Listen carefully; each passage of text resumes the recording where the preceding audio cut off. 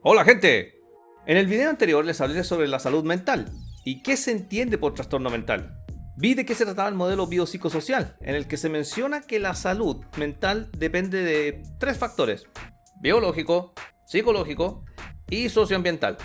Les comenté también que la forma de catalogar los trastornos mentales se basa principalmente en dos textos, el DSM-5 y el ICD-11, que tienen bastantes similitudes, pero también tienen propósitos distintos.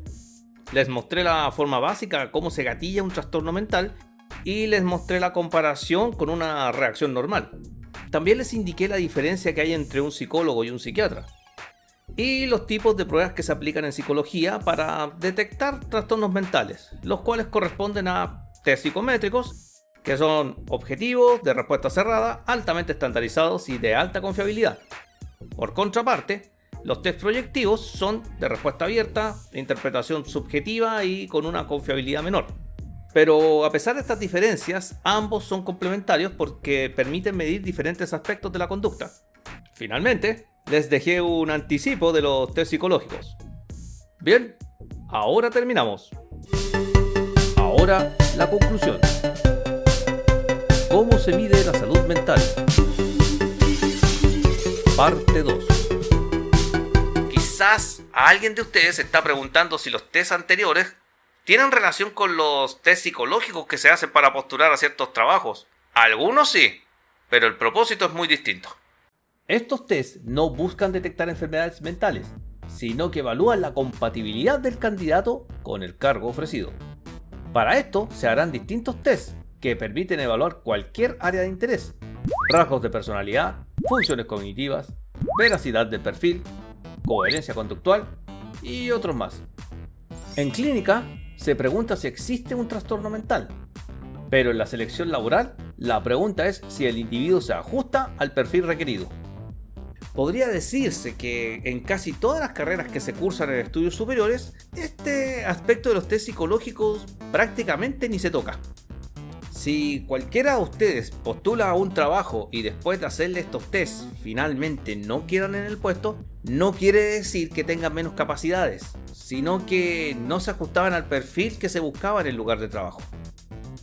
Un postulante A puede tener mejores habilidades duras para un determinado trabajo. Otro postulante B puede tener un poco menos de esas habilidades duras, pero tiene mejores habilidades blandas y tal vez eso es lo que busca la empresa. Por lo tanto, para este caso el postulante B será el que obtenga el trabajo. En internet hay una gran cantidad de tips y videos que les pueden indicar cómo pasar esos test psicológicos, pero eso podría jugarles en contra. Van a contestar cosas que les hacen tener un perfil que la empresa no está buscando. Lo recomendable es siempre responder de forma honesta antes de terminar en un trabajo que podría no ser para ustedes. Todo lo que les describí anteriormente son pruebas que hacen los psicólogos. ¿Y qué hacen los psiquiatras? También la primera visita parte con una entrevista muy similar a la psicológica, pero con un enfoque médico, porque no olvidemos que los psiquiatras son médicos, mientras que los psicólogos son terapeutas. En dicha entrevista se determinan los síntomas actuales, la historia psiquiátrica previa, los antecedentes médicos, y aquí viene lo importante: si es que hay consumo de fármacos y otras sustancias que puedan estar alterando el comportamiento de la persona, además de los antecedentes familiares y una evaluación de riesgo suicida. Al igual que el psicólogo, el psiquiatra también puede tomar exámenes mentales. Además de eso, puede tomar ciertos exámenes físicos, como presión arterial, evaluar peso y riesgo metabólico, y detectar efectos secundarios de ciertos fármacos. También puede pedir exámenes de laboratorio, por ejemplo, los que aparecen en la siguiente tabla. Las anomalías detectadas en cada uno de ellos puede corresponderse a algún trastorno mental. Por ejemplo, perfil tiroideo. Si la persona tiene hipotiroidismo o hipertiroidismo, eso puede simular depresión o ansiedad. Si en un hemograma se detecta anemia, eso puede explicar la fatiga y la irritabilidad. Electrolitos alterados explicarían posibles cambios conductuales. Una hipoglicemia, es decir, una baja de glucosa sanguínea, puede explicar una crisis de ansiedad. El déficit de vitamina B12 y D además de una baja en los niveles de litio, se asocia a síntomas depresivos y suicidio. El cortisol es la hormona del estrés. Si se detectan altos niveles, estos están asociados a problemas de concentración, dolores de cabeza, fatiga e irritabilidad. Asimismo, otros exámenes de imágenes como el TAC cerebral, resonancia magnética o electroencefalograma pueden servir para detectar otras condiciones asociadas a trastornos mentales. Finalmente, no hay que olvidar que tanto el psicólogo como el psiquiatra pueden trabajar en forma conjunta, dependiendo del trastorno a tratar. Mientras que el psicólogo tiene una ruta de trabajo que implica terapias, el psiquiatra recurre al tratamiento farmacológico para estabilizar al paciente. Ambos especialistas pueden tener un trabajo complementario para tratar a un paciente determinado. ¿Es posible detectar un trastorno solamente con exámenes de sangre? La respuesta es no. Si bien es posible encontrar alteraciones biológicas en un trastorno mental, los exámenes de laboratorio y de imagen no confirman el trastorno. Son más bien una evidencia que refuerza el diagnóstico. Si se visita al psicólogo, pero lo que se requería era un psiquiatra, el psicólogo puede hacer la derivación correspondiente, y viceversa también. Lo siguiente, no está de más mencionarlo: los medicamentos psiquiátricos deben darse por un médico especialista, porque él determinará la dosis adecuada y el medicamento más adecuado para el problema a tratar. Si una persona trata de automedicarse, los problemas que puede ocasionarse a sí mismo pueden ser bastante malos. La mente es algo muy complejo y difícil de reparar. La dosis equivocada en un medicamento puede provocar daños severos. Por eso, estos medicamentos deben ser administrados bajo supervisión médica. El llamado es no a la automedicación, en especial para este tipo de trastornos. Con todo tipo de exámenes y pruebas que se hacen para determinar la existencia de un trastorno mental, fingir un malestar de este tipo se ve bastante improbable. Por supuesto que en una primera sesión sería difícil de distinguir, pero conforme avancen las sesiones y los resultados de las pruebas, van a aparecer inconsistencias. De hecho, en algunos tipos de pruebas, más que la respuesta, lo que se observa es la forma en que la persona responde. Eso tiene relación con el lenguaje corporal. ¿Qué es el lenguaje corporal? Es un conjunto de señales no verbales involuntarias. Es como el lenguaje del cuerpo vía señales. ¿Cuáles son estas señales? Algunas son visibles, por ejemplo, sudoración excesiva, respiración acelerada, rubor facial, dilatación en las pupilas del ojo, tensión muscular en hombros y mandíbula, diferentes posturas de repliegue, como brazos cruzados, alejamiento y así varias más. También hay algunas que son apenas visibles y solamente serían captadas por un ojo experto, que son las microexpresiones. Son involuntarias, pueden durar menos de medio segundo, expresan emociones genuinas, aunque rápidamente pueden ser controladas conscientemente. Lo que se busca es que estos gestos se expresen en forma grupal, o clúster. Una sola señal del lenguaje corporal no tiene gran significado. El lenguaje corporal es una herramienta complementaria. Nunca puede utilizarse como un único instrumento para diagnosticar algún trastorno. Y como cada persona es distinta, establecer una línea base es fundamental. Cada persona tiene sus propios gestos, su propia forma de actuar ante distintas circunstancias. La línea base consiste en ver actuar al sujeto en forma normal y sin factores estresantes. Así se puede detectar cualquier tipo de desviación. De acuerdo, esto ya parece más una herramienta para detectar mentiras, pero esto en realidad va más allá. El lenguaje corporal del paciente en una entrevista podría ser un indicativo valioso para el psicólogo. Por ejemplo, ¿la persona se siente tranquila en la entrevista o está más bien nerviosa? ¿Existe alguna gesticulación en particular?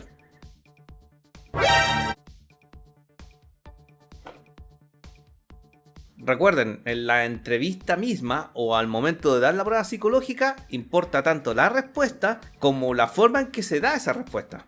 Una vez hecho el diagnóstico, ¿qué tratamientos existen? Por la parte psiquiátrica, los medicamentos corrigen desbalances, lo que permite estabilizar los síntomas. Estos solo el psiquiatra puede recetarlos. La psicoterapia, por otra parte, trabaja las causas psicológicas y emocionales y permite desarrollar habilidades para enfrentarlas, mejorando así la relación con el entorno. Un cambio en el estilo de vida también contribuye. Alimentación saludable, actividad física, una buena higiene del sueño y técnicas de regulación emocional. Finalmente, El círculo cercano de personas también es de esencial ayuda. La psicoeducación no solo se da al paciente, sino también a la familia.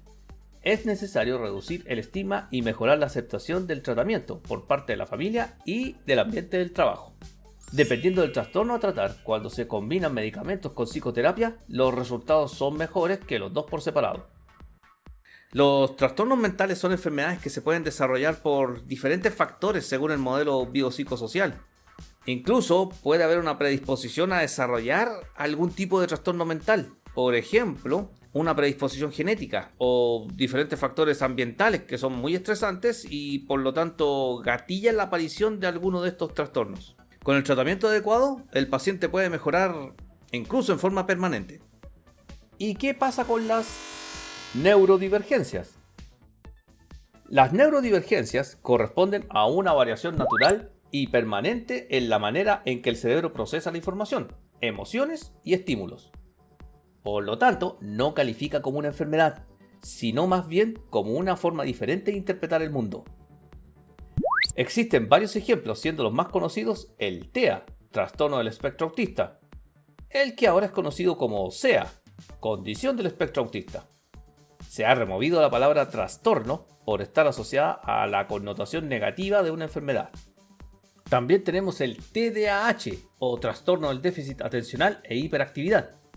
A pesar de que el concepto implica trastorno, en los manuales como el DSM-5 o ICD-11 se le describe como una condición persistente durante la vida, similar a lo que es el TEA o el SEA.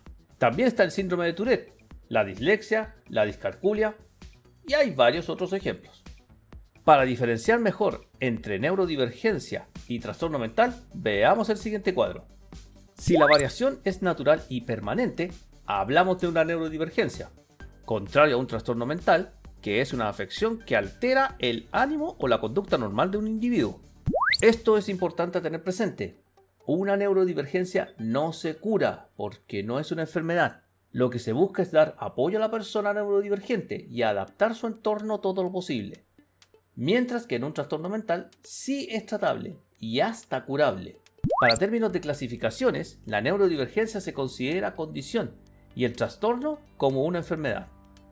Si hablamos de una causa del malestar, en una neurodivergencia, esa causa es porque el entorno no está adaptado. En cambio, en el trastorno mental, el trastorno en sí genera el sufrimiento. El origen de la neurodivergencia es desde tempranas etapas. El trastorno mental puede aparecer en cualquier momento.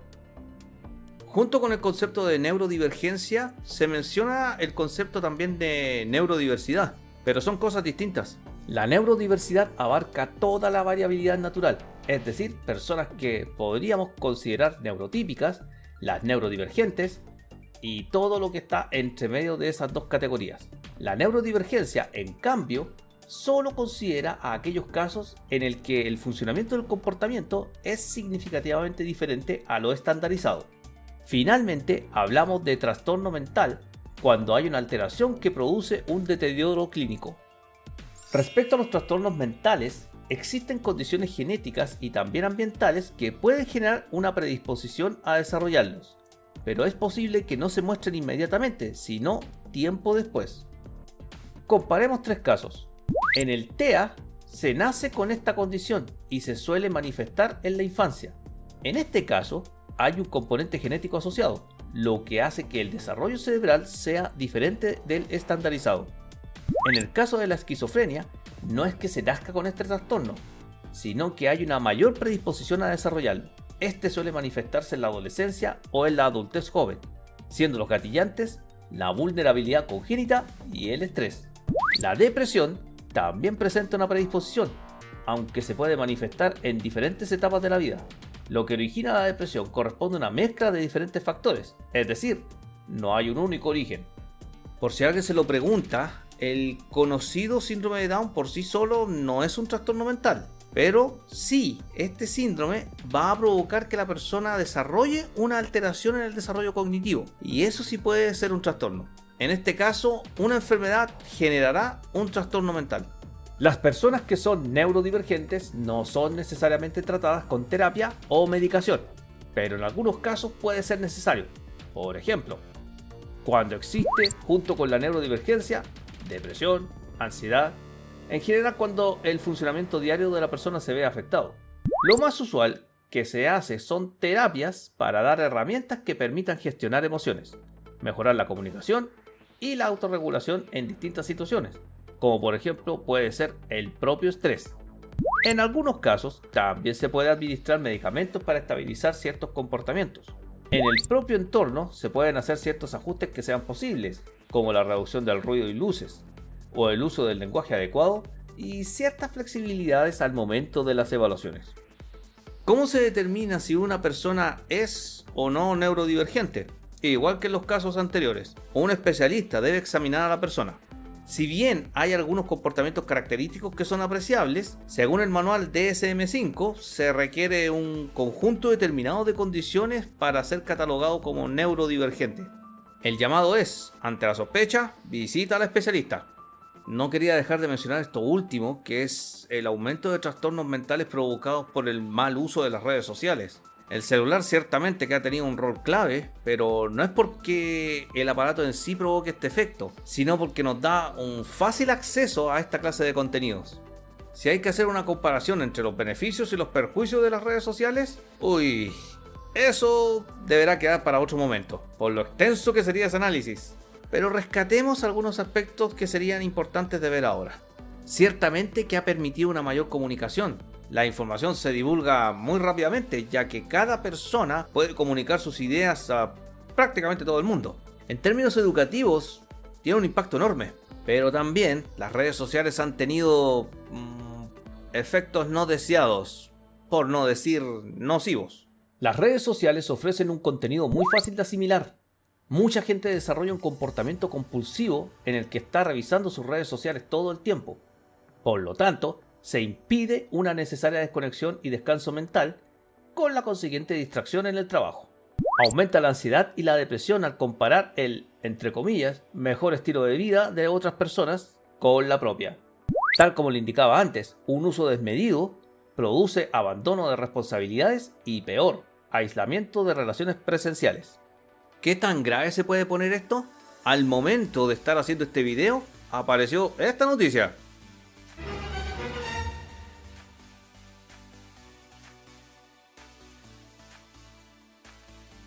Y todo lo anterior produce un aumento de trastornos mentales en infantes y adolescentes, pero eso no quita que los adultos sean afectados.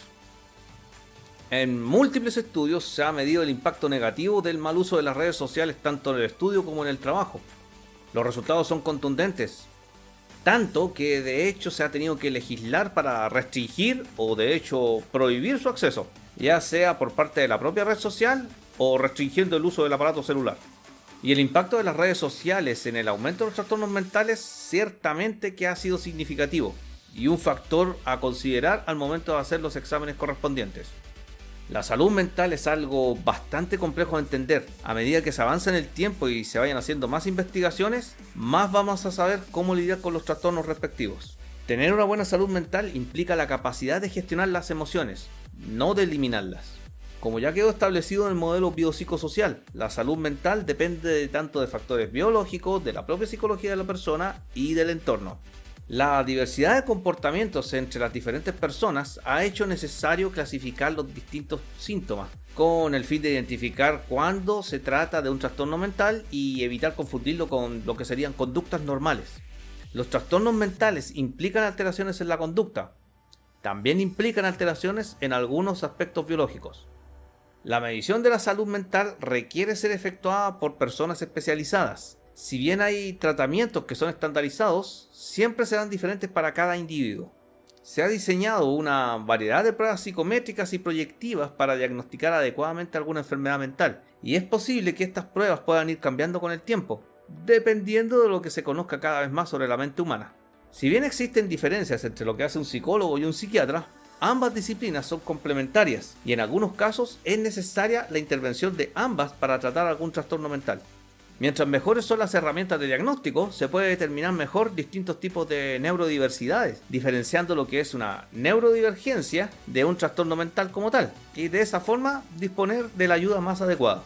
El desarrollo tecnológico y en especial el informático ha mostrado tener un tremendo impacto en la salud humana. Es necesario desarrollar una adecuada educación para que éstas no se vuelvan en contra nuestra. Finalmente, es necesario mencionar que, al contrario de los problemas de salud física, los problemas de salud mental aún hasta el día de hoy tienen un gran estigma. Y esto provoca la falta de diagnóstico y tratamiento adecuado. Lo único que pasa con eso es que el trastorno como tal se sigue agravando. Nuevamente, la educación juega un rol clave para enfrentar este problema. Mis agradecimientos a la psicóloga Bárbara Díaz por su gran ayuda para esta clase. ¡Hasta la próxima! ¿Se entendió? Veamos. Desarrollen las actividades de la guía a ver cómo les va. ¡Éxito! Y no pierdan la cordura.